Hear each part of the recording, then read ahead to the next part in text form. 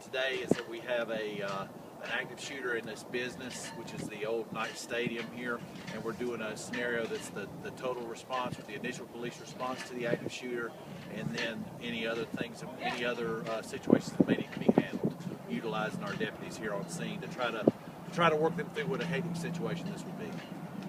Can you talk about what the point is as far as what you've learned, what the big takeaway is from doing anything like this? The big takeaway that we get from this is that the faster that we can get our officers to respond and get them in there to intervene in these types of situations, the sooner they're over. The quicker that we get them, just basically the quicker that we get them in there. Over the last couple of weeks, as you know, nationally, there's been a ridiculous amount of shootings in various places around the country. Do you guys study those or follow coverage of those, or kind of include those when you see how other law enforcement agencies respond to those?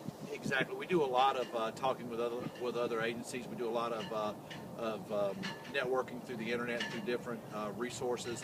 And I also study, since I'm the one that coordinates this training every year for the Sheriff's Office. Every year I'll do an up-to-date on what's happened since the last time we trained. And this year we talked about some of the Sandy Hook stuff, the Maryland Mall shooting, and some things like that. Why is this a good place to do this? Because it's abandoned, it has a large area that we can work on. We can utilize our simunitions, which are our blank firing weapons that do marking cartridges in here, and it's very large, and not a lot of people are familiar with the layout of it, which is much the way it would be if we had an actual situation like this. It is interesting too. You guys are going to go through stairwells, around corners. I mean, you're almost kind of expected to know the unknown. Exactly. We teach them tactics, basic movement tactics that are as safe as we can possibly get them in there to do. And the way that we set the scenarios up is that if they utilize the tactics the way that they're supposed to, that the scenarios are very winnable for them. And if they fail to do that, then it makes it a lot more difficult for them. Look at Greg with this question. When it comes to the victims, there's really no victims in this particular exercise here. How do you account for that part of the unknown? That part of the unknown, we do put role players in as victims, and and the officers, as they're responding, have to deal with those victims. They have to evaluate them, and there's also different portions where they may have to evacuate them out of the scenario, and then coordinate with whatever EMS. We don't have any EMS here today. We have earlier in the week had some EMS response, but we set them up and make them coordinate that to get the injured people to the treatment that they need.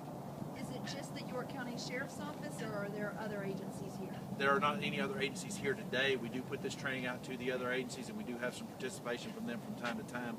With the events that we've had going on this week and the weather emergencies and stuff, we haven't had a lot of response from the other agencies this week, but generally we do have a lot of other agencies, because if we had a situation like this, it would be a multi-agency kind of all hands on deck kind of thing. And on average, how many men and women show up each day for these trainings? 30 to 35. 30 to 35. We're working each shift through, plus all of our support services, detectives, everybody that we try to get everybody that carries a gun to the Sheriff's Office to go through this training and be familiar with it. This building is about to be torn down, I guess, later on this year, actually, very soon. What are you guys going to use next year? We just kind of play it on a year-by-year basis. Sometimes we use schools. We search through the county for different buildings that are available for us. We've used churches, schools. We've used a local theme park. Any area that we can use where we can get in and do it. As a matter of fact, as soon as we're done training here, I'm going to start looking for a new place to train for us next year. Plaza Fiesta might be great, but it'll be gone by next year. We're actually coordinating with them to get our SWAT team in there and train. Really? Yeah, and the SWAT team's going to train here also. So we're going to use this up as much as we can.